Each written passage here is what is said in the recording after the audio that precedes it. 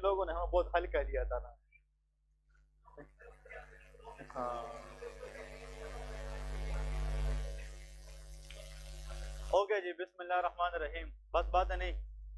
Nervous system में देखिए, today we will discuss cerebrospinal fluid.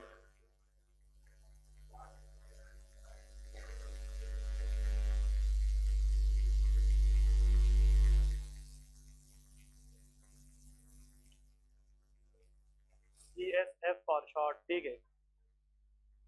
हाँ, बात है नहीं, प्लीज इधर फोकस करे। लेके अ कलरलेस फ्लूइड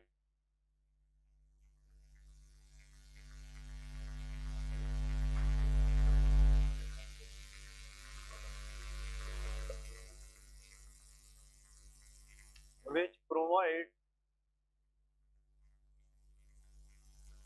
इधर फोकस करे प्लीज, लिखते रहे शाबाश। A colourless watery fluid which provide, शाबाश, बात है नहीं, physical and chemical protection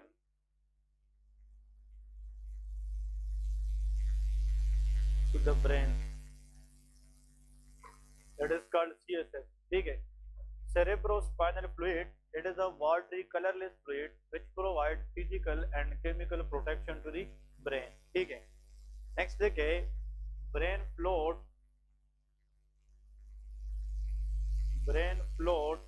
in CSF, cerebrospinal fluid, ठीक है। Therefore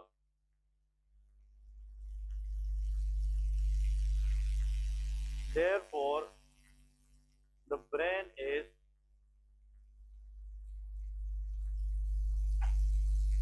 light in nature, ठीक है। इसका मतलब ये है कि जो ब्रेन का वेट है that is around about 1.5 kg, 1.5 kg brain का वेट है। लेकिन आज तक हमने ब्रेन की जो वेट है अपने ऊपर महसूस नहीं किया है। इसकी रीजन ये है कि brain floating in the CSF, तो CSF can keep the brain light in nature, ये ब्रेन को हल्का रखते, इस वजह से हमें ब्रेन का वेट अपने ऊपर महसूस नहीं होती, ठीक है जी। नेक्स्ट देखिए, द स्ट्रक्चर। अब देखिए इसमें दो MCQs है, इसको नोट कर दे। The structure which is responsible for CSF production,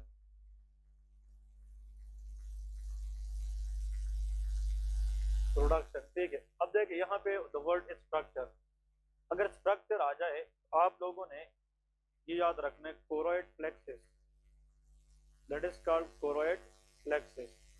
choroid plexus एक कॉम्प्लेक्स स्ट्रक्चर है जो वेंट्रिकल के अंदर पाया जाता है। तो अगर एग्जाम में वेंट्रिकल वर्ड नहीं है तो the structure which mainly produce CSF, that is called choroid plexus. Choroid plexus is a complex network present in the ventricle and that is mainly produce of CSF। लेकिन इसके नीचे alternate अगर exam में ये question आ जाए कि वो cell बताए, वेरी गुड, वो सेल बताए जिससे CSF प्रोड्यूस होती है, that is called ependymal cell, that is known as ependymal cells. इन दोनों में डिफरेंस है।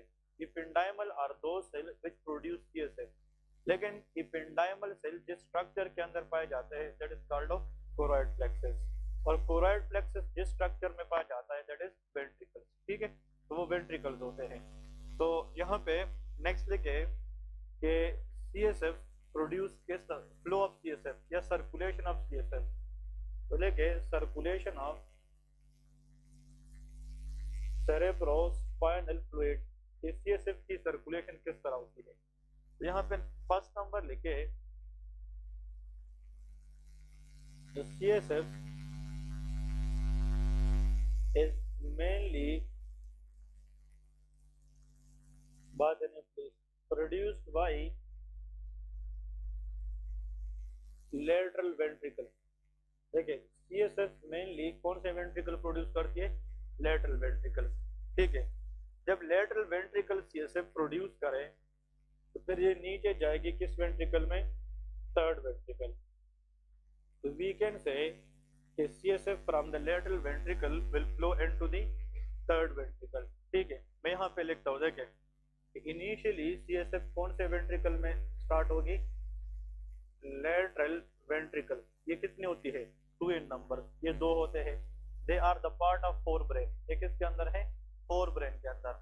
फिर लेटरल वेंट्रिकल से सीएसएफ नीचे जाएगी किस में, थर्ड में। थर्ड वेंट्रिकल भी फोर ब्रेन के अंदर होता है, ठीक है, फोर। और यहाँ पे लेटरल वेंट्रिकल से जब सीएसएफ थर्ड में जाएगी तो इसके दरमियान एक फोर है, that is car foramen, foramen of Monro.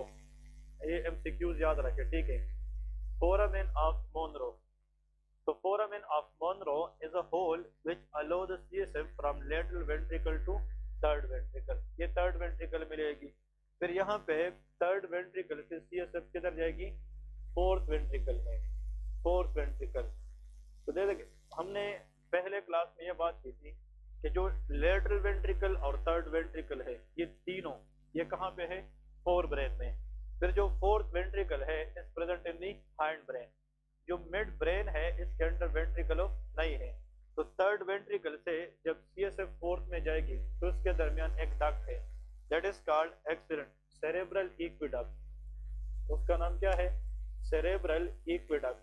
और सेरेब्रल इक्विडक्ट कहाँ पे है, that is present in the mid brain, ये मिड ब्रेन में है। फिर फोर्थ वेंट्रिकल से यहाँ पे आगे सीएसएफ ने जाना है सब अराक्नाइड स्पेस में। किधर जाना है, सब अराक्नाइड स्पेस, सब अराक्नाइड स्पेस। और जब फोर्थ वेंट्रिकल सीएसएफ सब अराक्नाइड स्पेस पे अलो करेगा टू रीच, यहाँ पे फिर होल है, one is called foramen of Luschka, ठीक है, LUSCKA, and foramen of Magendie, ठीक है। एक लेटरल ओपनिंग है, एक मीडियल ओपनिंग है। जो मीडियल ओपनिंग है दैट इज मेजेंडी और जो लेटरल ओपनिंग है दैट इज लश्का, ठीक है। तो फोरामेन ऑफ लश्का दे आर 2, ये 2 होल होते हैं, और फोरामेन ऑफ मेजेंडी ये एक होता है, ठीक है। इससे जनाब हमारे पास सीएसएफ की फ्लो होगी। तो सीएसएफ लेटरल वेंट्रिकल से स्टार्ट हुआ था, ठीक है, फिर थर्ड वेंट्रिकल में चला गया। देखिए यहाँ पे इसकी जो स्कीमेटिक डायग्राम है वो आप लोगों ने याद रखना है। For example these are the lateral ventricle, इधर देखें, फॉर एग्जाम्पल lateral ventricle ये है, ठीक है, these are the lateral ventricle। तो this is the first one, this is second, ठीक है। ये दोनों कौन से वेंट्रिकल है, आई lateral ventricle।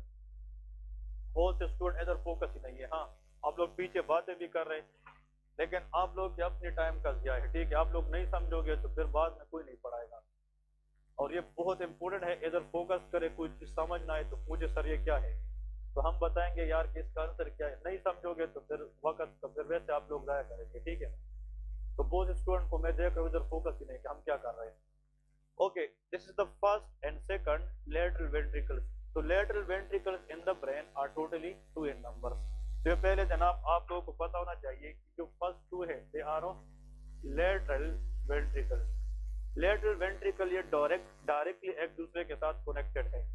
इसके साथ बिल्कुल यहाँ पे जो नेक्स्ट वेंट्रिकल पड़ा है that is called third ventricle, ये थर्ड है। तो first 2 lateral ventricle and third, these 3 are present in the forebrain. ये कहाँ पे होते हैं, फोर ब्रेन में होते हैं। तो first 3 ventricles in the brain present in the fore brain. अब लेटरल वेंट्रिकल तो आपस में एक दूसरे के साथ डायरेक्टली कनेक्टेड हैं, लेकिन इस लेटरल वेंट्रिकल से सीएसएफ किधर जाएगी, थर्ड वेंट्रिकल में। तो इसके दरमियान एक होल होगा कि नहीं, यहाँ पे एक ओपनिंग है, होल है, जो लेटरल वेंट्रिकल से ये सीएसएफ को अलो करेगी कहाँ पे, third ventricle, and that is called foramen of Monro, ठीक है। इसका नाम है फोरामेन ऑफ मोनरो। फिर फोर ब्रेन के बाद नीचे क्या होता है, मिड ब्रेन। तो मिड ब्रेन के अंदर कोई वेंट्रिकल नहीं होती, और आखिर में the last is hindbrain. Hindbrain के अंदर कौन सा वेंट्रिकल है, फोर्थ वेंट्रिकल। तो अगर हम यहाँ पे फोर्थ वेंट्रिकल ड्रा करें, this is the fourth ventricle which is present in the hind brain, this is the fourth ventricle. तो थर्ड से जब सीएसएफ फोर्थ में आएगी तो किस पार्ट को क्रॉस करेगी, मिड ब्रेन। ये तो बहुत एरिया है, यहाँ पे एक होल होगा कि डक्ट, यहाँ पे एक डक्ट होगी, ठीक है, और ये डक्ट थर्ड वेंट्रिकल से सीएसएफ को पहुंचाएगी किसमें, fourth ventricle. It should B cross on which part of the brain, mid brain. This duct is called cerebral aqueduct, ठीक है। This is very important MCQ question के which structure is responsible in the midbrain to allow the CSF from the third to fourth ventricle, that is of cerebral aqueduct, और इसको हम कहते हैं aqueduct of Sylvius, ठीक है, ये भी इसका दूसरा अल्टरनेट नाम है। aqueduct of Sylvius या cerebral aqueduct, ये हमारे पास थर्ड से लेके फोर्थ वेंट्रिकल में CSF को लेके आएगी।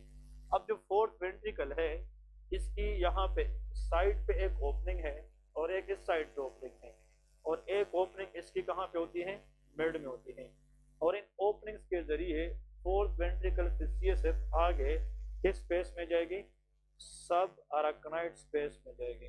वेरी गुड, कहाँ पे, सब अराकनाइड स्पेस, और फिर इस सब अराकनाइड स्पेस के अंदर पूरा जो ब्रेन है ये सीएसएफ के अंदर क्या करेगी, फ्लोट करेगी। क्लियर है। अब यहाँ पे ये जो ओपनिंग है ये साइड पे है, तो इस ओपनिंग का नाम है foramen of Luschka, that is called foramen of Luschka. ये भी फोरामेन ऑफ लुश्का है, ये भी है, तो how many foramen are there, two, they are foramen of Luschka. फिर यहाँ पे जो फोरामेन है जो बिल्कुल मिड में है, that is called foramen of Magendie, ठीक है, it is one in number in their medium opening. तो फोर्थ वेंट्रिकल से सीएसएफ को हमने पहुंचाना है सब अराकनाइड स्पेस में, और सब अराकनाइड स्पेस तक सीएसएफ को पहुंचाने के लिए फोर्थ वेंट्रिकल में दो फोरामेन ऑफ लुश्का होते हैं और एक फोरामेन ऑफ मेजेंडी होता है। जब सीएसएफ कहाँ पे पहुंच जाए, सब अराकनाइड स्पेस, फिर इस सब अराकनाइड स्पेस के अंदर फिंगर लाइक प्रोजेक्शन होती है, इसका नाम है सब अराकनाइड ग्रेनुलेशन। ये एमसीक्यूज है, सब अराकनाइड ग्रेनुलेशन या आर सब अराकनाइड वेलाए, ठीक है, both are same. finger like projections are present in the subarachnoid space. This space we will discuss in the coming lecture, ठीक है। लेकिन subarachnoid space के अंदर इसी तरह finger like projections होती है, इसको subarachnoid granulation और subarachnoid villi कहते हैं। इस विलाय का काम यह है कि जो CSF यहाँ पे पहुंचा है इसको ऑब्जर्व करना, क्या करना, ऑब्जर्व करना। तो subarachnoid granulation or subarachnoid villi will help in the absorption of what, CSF। ये किसको ऑब्जर्व करेगी, CSF, और जब CSF को ऑब्जर्व करेगी तो it will reaches to the venous blood, कहाँ पे जाएगी, रीचेस टू वीनस ब्लड, और ये वीनस ब्लड के अंदर जाकर मिक्स हो जाएगी और वक्त के साथ साथ एक्सक्रीट हो जाएगी। क्लियर है। इसका मतलब जो ब्रेन के अंदर मेन एरिया है जहाँ पे CSF ने बनना है, दीज आर वेंट्रिकल, वो क्या है, वेंट्रिकल।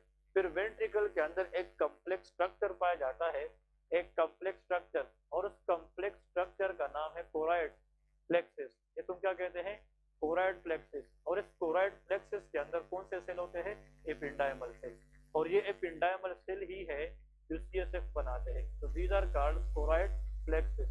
तो देखें choroid plexus and it contain ependymal cell. तो लेटरल वेंट्रिकल से फोर ब्रेन के अंदर सीएसएफ बनेगी, यही सीएसएफ थर्ड वेंट्रिकल में जाएगी किस फोरामेन के जरिए, फोरामेन ऑफ मोनरो। फिर थर्ड से सीएसएफ फोर्थ में आएगी bye the help of cerebral aqueduct, ठीक है, और फिर फोर्थ से सब अराकनाइड स्पेस में जाएगी by the help of foramen of Luschka and foramen of Magendie. Subarachnoid space से सब अराकनाइड ग्रेनुलेशन के थ्रू एब्जॉर्ब होगी और जाकर वीनस ब्लड के साथ मिक्स हो जाएगी। क्लियर है। तो this is what production, flow and absorption of CSF. इसमें सबसे पहले हमने सीएसएफ की प्रोडक्शन पढ़ी है, फिर हमने सीएसएफ की फ्लो पढ़ी है, और आखिर में सीएसएफ की अब्जॉर्प्शन पढ़ी है। क्लियर है। तो this is the topic that you people should know for the basic knowledge कि सीएसएफ प्रोड्यूस तो होती है लेकिन इसको फ्लो भी करना चाहिए और उसको अब्जॉर्ब करके बाहर निकालना भी चाहिए। अगर सीएसएफ प्रोड्यूस होता रहे या उस फ्लो ना कर सके या अब्जॉर्ब ना हो जाए तो फिर इसकी जो लेवल है वो ब्रेन के अंदर क्या हो जाएगी, वो बढ़ जाएगी। तो ब्रेन के ऊपर कंप्रेशन करा सकती है कि नहीं, and it can cause neurological damage. Clear है। इसलिए CSF is good but it should be produced and it should be flow and it should be absorb properly, ठीक है, otherwise there will be damage to the brain. Clear है। हाँ जी। तो venous blood के साथ नहीं, मिक्स होकर venous blood के साथ ये फ्लो करता रहेगा, उसमें जो इलेक्ट्रोलाइट है सीएसएफ के अंदर वो वीनस ब्लड के अंदर जाकर यूज होता रहेगा और विद द टाइम खत्म होता जाएगा, reaches to the venous blood and it will be combined with the venous blood for the use. ठीक है, अब यहाँ पे देखिए पॉइंट्स इंपोर्टेंट यहाँ पे कौन कौन से है कि अगर फॉर एग्जांपल सीएसएफ का लेवल ब्रेन के अंदर बहुत ज्यादा हो जाए, अब देखिए वॉल्यूम लिखे, वॉल्यूम ऑफ सीएसएफ, कि सीएसएफ की वॉल्यूम कितनी है, what is the volume of cerebrospinal fluid. देखिए नॉर्मली देयर इज 500 ml, कितना होता है 500 ml सीएसएफ। ठीक है, इस 500 ml सीएसएफ के अंदर जो 50 ml 350 है, कितना 350, इधर देखिए बहुत इंपॉर्टेंट है समझना, इधर जो सीएसएफ बना है ना इसका आप लोग ले ले कि टोटल कितना है 500। हम कहते हैं कि सीएसएफ जब बनेगा वो फ्लो होगा, फ्लो के बाद यहाँ से क्या होगा अब्जॉर्ब होगा, 500 का 350 350 ml अब्जॉर्ब हो जाता है, कितना 350। तो ये भी याद रखे कि हाउ मच सीएसएफ डेली, दिन में 24 घंटे के अंदर अब्जॉर्ब होती है 350। ये 24 घंटे की बात कर रहा हूँ कि on daily basis out of 500 350 ml CSF is absorbed, तो कितना रह गया है क्या बात 150, कितना रह गया है 150। अब इस 150 के अंदर याद रखे इसमें कुछ CSF वेंट्रिकल्स के अंदर रहेगी।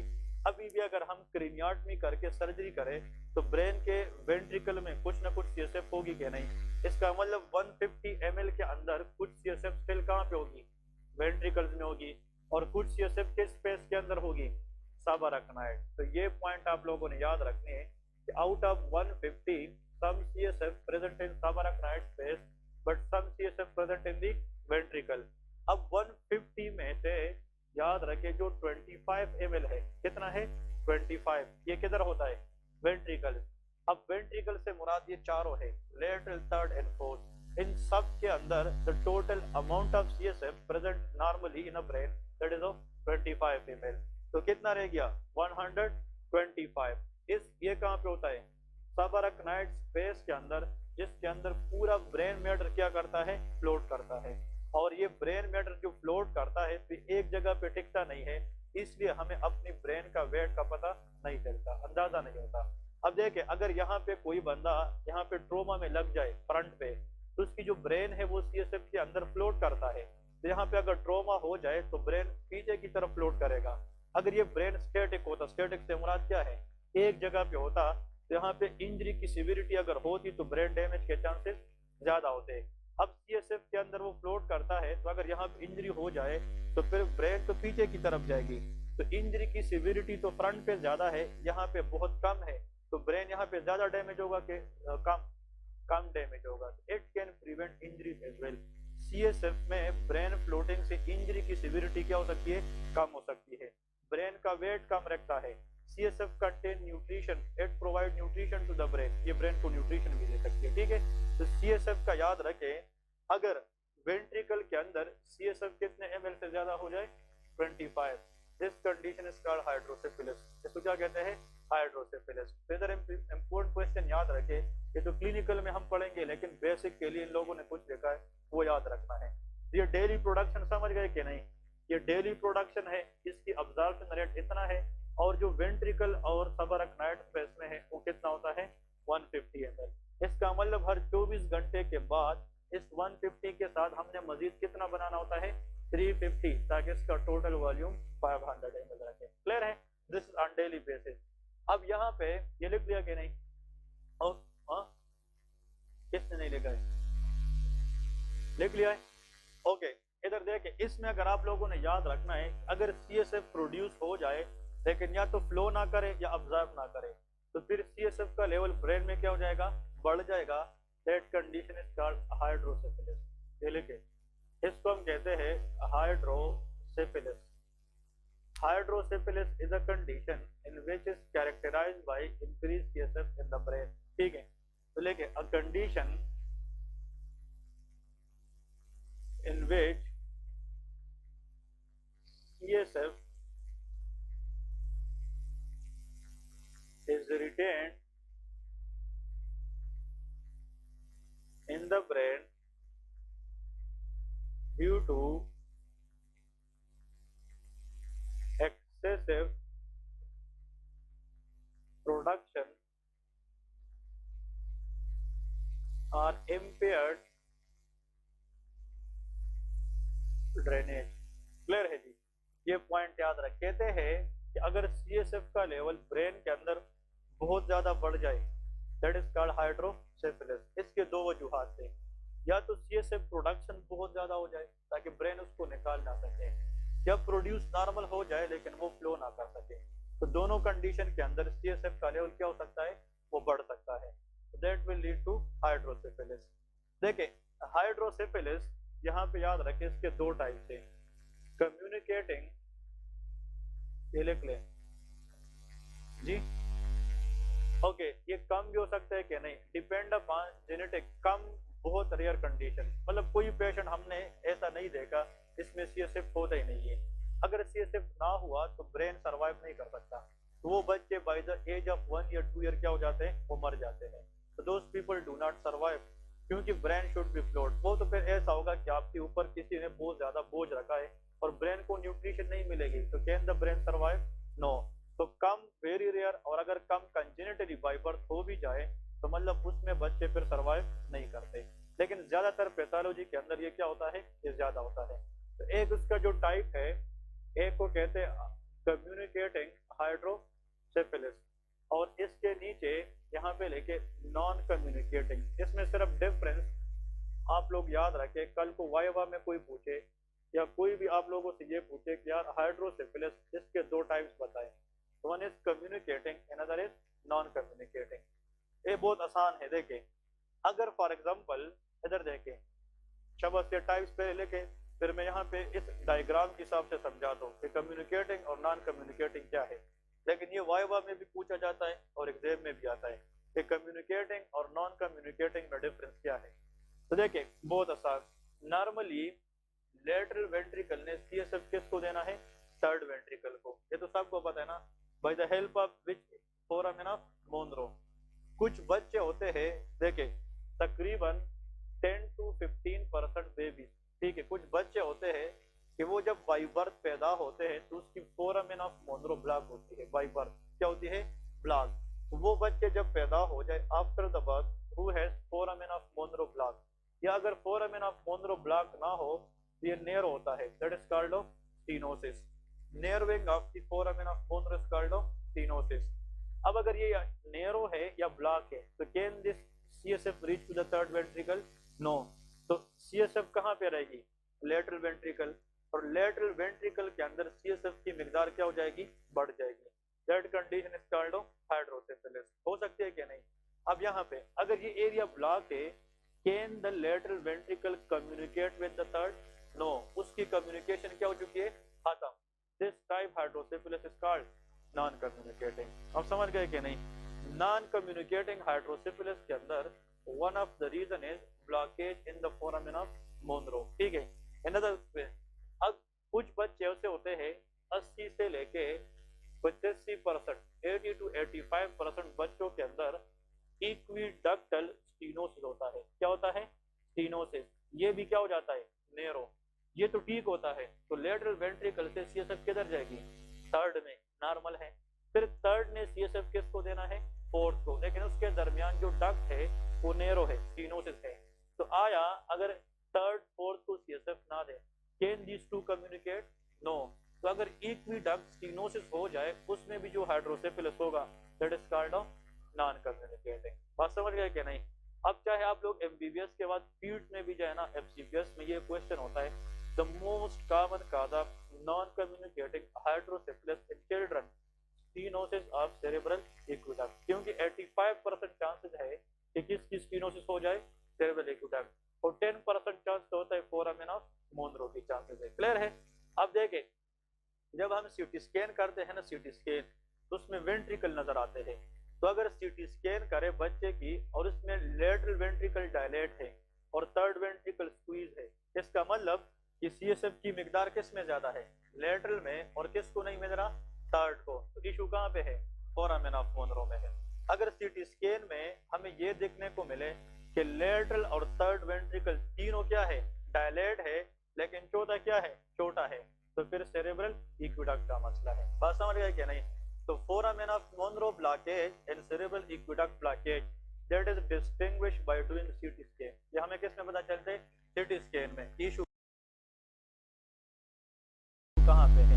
अब यहाँ पे पॉइंट ये है, चाहे मसला इधर पे हो चाहे इधर पे हो, तीनों के अंदर कम्युनिकेशन खराब हो जाती है, तो इसको हम क्या कहते हैं? Non communicating hydrocephalus. ठीक है। अब यहाँ पे नेक्स्ट, अगर लेटरल वेंट्रिकल है वो थर्ड को CSF they they, it is normal, फिर थर्ड किसको दे दे? फोर्थ को। तो सबके दरमियान कम्युनिकेशन होनी चाहिए कि नहीं? कम्युनिकेशन है, तो फिर फोर्थ ने आगे किसको देना है? और सब अरकनाइड ने वेलाय के जरिए क्या करना है? ऑब्जर्व करना है। कुछ लोग ऐसे होते हैं कि उसकी सब अरकनाइड वेलाय डैमेज हो जाती है। अगर सब अरकनाइड वेलाय काम ना करे तो सीएसएफ कहाँ तक आएगी? सब अरकनाइड स्पेस। तो लेटरल से तो थर्ड में आएगी कि नहीं? थर्ड से फोर्थ में भी आएगी। कम्युनिकेशन सही है कि खराब है? सही है वेंट्रिकल, लेकिन मसला एब्जॉर्प्शन में है। तो अगर ये एब्जॉर्ब नहीं होता रहेगा तो सब अरकनाइड स्पेस के अंदर वक्त के साथ साथ सीएसएफ क्या होता जाएगा? बढ़ता जाएगा। तो ब्रेन पे एक प्रेशर आएगा कि नहीं? फिर भी क्या है? हाइड्रोसेफेलस। हाइड्रोसेफेलस है, लेकिन अब वेंट्रिकल का इशू नहीं है, वेलाय का इशू है। तो सारे वेंट्रिकल कनेक्शन में है कि नहीं? तो ऐसे को क्या कहते हैं? कम्युनिकेटिंग हाइड्रोसेफेलस कहते हैं। बात समझ गए कि नहीं? The most common cause of non communicating hydrocephalus, stenosis of cerebral aqueduct, and the most common cause of communicating hydrocephalus, impaired absorption in the subarachnoid villi। Clear है? इन दोनों की वजह। which one is dangerous? मतलब dangerous तो दोनों है, लेकिन emergency कौन सी है? कम्युनिकेटिंग और नॉन कम्युनिकेटिंग? नॉन कम्युनिकेटिंग, क्योंकि अगर इशू इधर है या इधर है तो उसको सिम्टम आने में इतना जल्द मतलब ज्यादा टाइम हो नहीं लगेगा, जल्दी सिम्टम आएंगे। इधर देखे, सीएसएफ में इधर से इधर जाना था, अगर यहाँ पे ही ब्लॉक हो गया तो फिर प्रेशर ज्यादा डेवलप जल्दी होगा कि नहीं?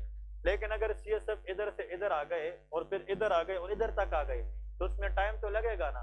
तो बैक प्रेशर लगने में ज्यादा टाइम लगेगा, कम ज्यादा, तो सिम्टम लेट आते हैं। तो नॉन कम्युनिकेटिंग में सिम्टम जल्दी आते हैं और कम्युनिकेटिंग के अंदर सिम्टम लेट आते हैं। क्लियर है कि नहीं? तो emergency situation in hydrocephalus that is non communicating. और दोनों कंडीशन के अंदर जो क्रेनियल कैविटी है उसके अंदर प्रेशर क्या हो जाएगा? बढ़ जाएगा। That is called raised ICP. इसको क्या कहते हैं? Raised ICP, increase intracranial pressure.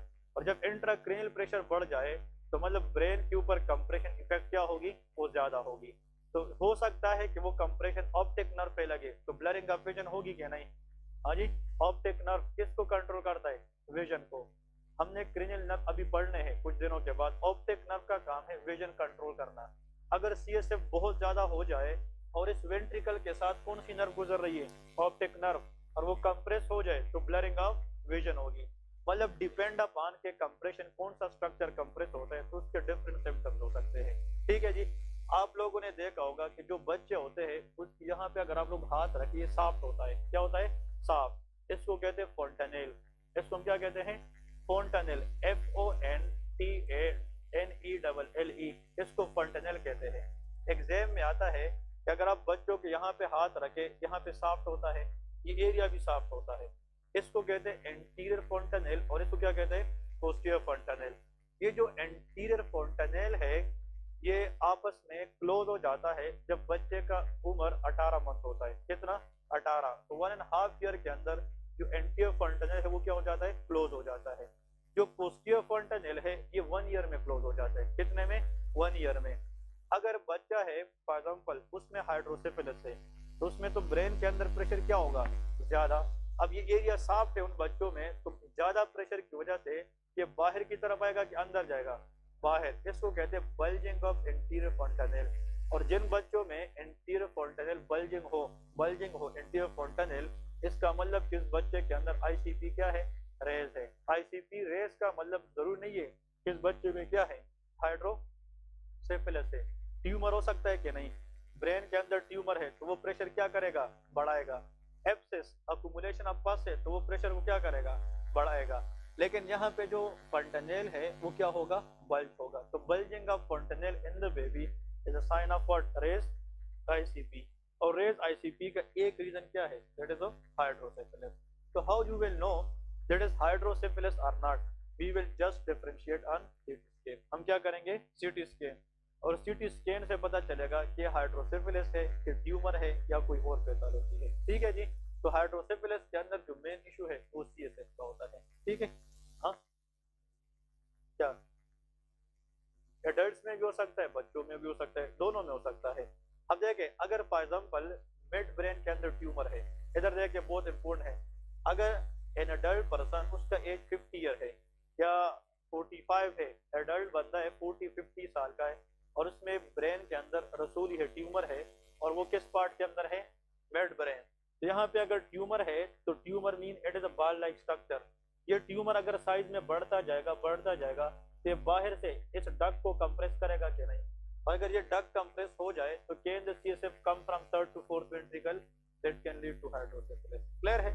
तो ब्रेन ट्यूमर की वजह से भी हाइड्रोसिफिलिस हो सकती है। What is abscess, collection of पस। अगर यहाँ पे पस बनी है और वो पस बढ़ती जाए तो बाहर से डक को क्या कर सकता है, ऑब्स्ट्रक्ट कर सकता है, इससे भी हाइड्रोसिफिलिस के चांसेस ज्यादा हो सकते हैं। तो बच्चों के अंदर भी हो सकता है और बड़ों में भी हो सकता है। एक क्वेश्चन ये आप लोग मुझे बताएं, देखिए ये एक लॉजिकल क्वेश्चन है, अगर आईसीपी रेज हो जाए, इंट्राक्रैनियल प्रेशर ब्रेन के अंदर बढ़ जाए, और उस बच्चे का उम्र है 1 साल, ठीक है, और उस साइड पे एक बेड पे बंदा है, उसका भी आईसीपी रेज है लेकिन इसका एज 40 ईयर है, तो किसमें बहुत ज्यादा डेंजरस है आईसीपी का रेज होना, बच्चों में या बड़ों में? हाँ, जो कहते हैं एडल्ट में, raise your head, raised ICP is dangerous in children और इन एडल्ट्स। हाँ, सही है। ये पहले 2 लाइन वाले सारे एडल्ट, एडल्ट। हाँ, बच्चों में कौन, जो कहते हैं बच्चों में एक, हाँ सचपाल, सही ना, एडल्ट। हाँ दानिश, एडल्ट, आप बताए, एडल्ट में, हाँ नेता, हाँ एडल्ट, हाँ आप बताए। देखिए इसमें इसलिए एडल्ट है क्योंकि हमारे जो क्रेनियल कैविटी है, it is a fix cavity, ये फिक्स है, जो प्रेशर बढ़ जाए तो उसके लिए एस्केप होने के लिए कोई रास्ता नहीं है, लेकिन बच्चों के अंदर ये एरिया साफ है, तो इसको बल्ज करने का मतलब ये है कि प्रेशर क्या हो सकता है, डाइवर्ट हो सकता है, प्रेशर मतलब ये है कि स्प्रेड हो सकता है, लेकिन हमारी कैविटी फिक्स है, उसके लिए कोई स्पेस हो नहीं है, तो ब्रेन हर्निएशन के चांसेस क्या होते हैं, ज्यादा होते हैं। तो बड़ों के अंदर raised ICP is dangerous as compare to children. ठीक है जी। तो this what all about CSF and hydrocephalus. Hydrocephalus की कोई मेडिकल ट्रीटमेंट नहीं है, द ट्रीटमेंट इज सर्जरी। हम क्या करते हैं, सर्जरी करते हैं, जहाँ पे इशू है उसको हम करेक्ट कर देते हैं, ओपन क्रेनियोटमी करते हैं, क्रेनियल कैविटी को ओपन करते हैं, जहाँ पे स्टीनोसिस है या ब्लॉक है उसको हम क्या करते हैं, ओपन करके सीएसएफ की फ्लो को बहाल कर देते हैं। ठीक है। तो the treatment of CSF flow that is should be surgery, ये सर्जरी होता है। ठीक है। नेक्स्ट देखें, इसमें मेनिंजिस हेडिंग दे रहे हैं, what is meant by meninges.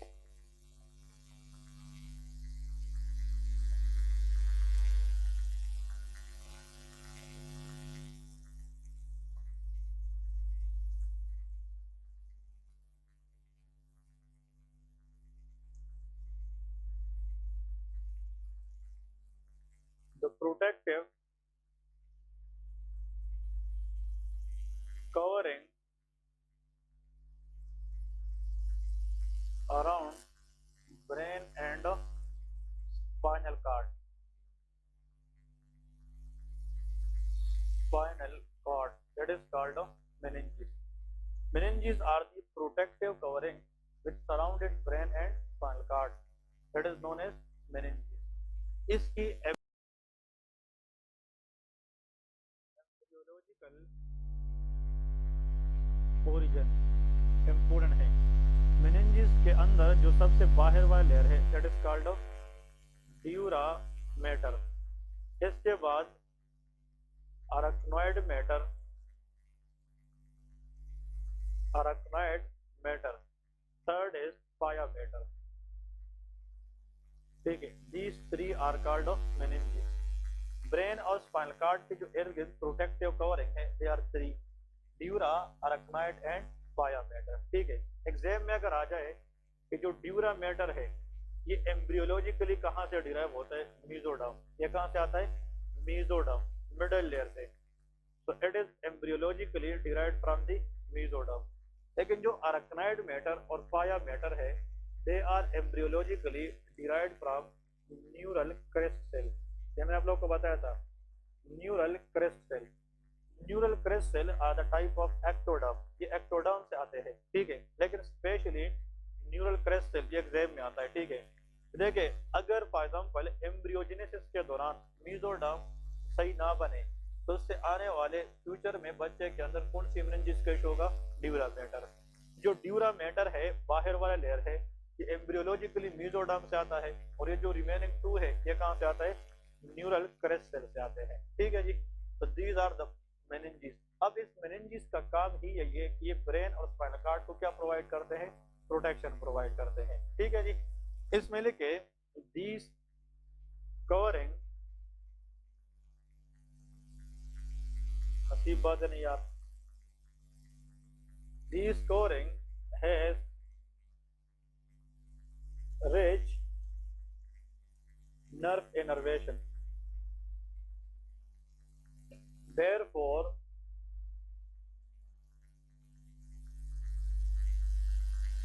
its involvement in pathology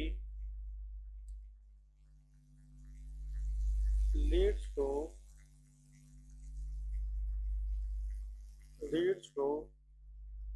pain.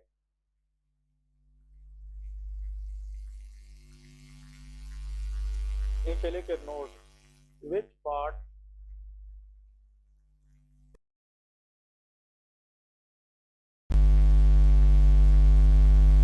of the body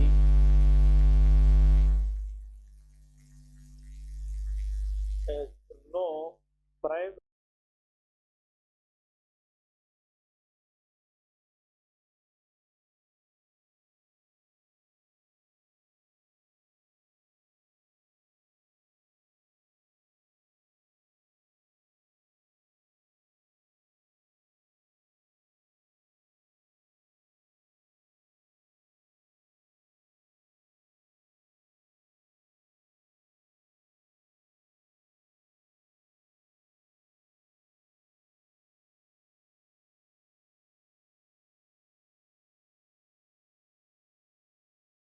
लेकिन इंटरनल ब्रेन के अंदर पेन रिसेप्टर नहीं होते, ये बहुत इंपॉर्टेंट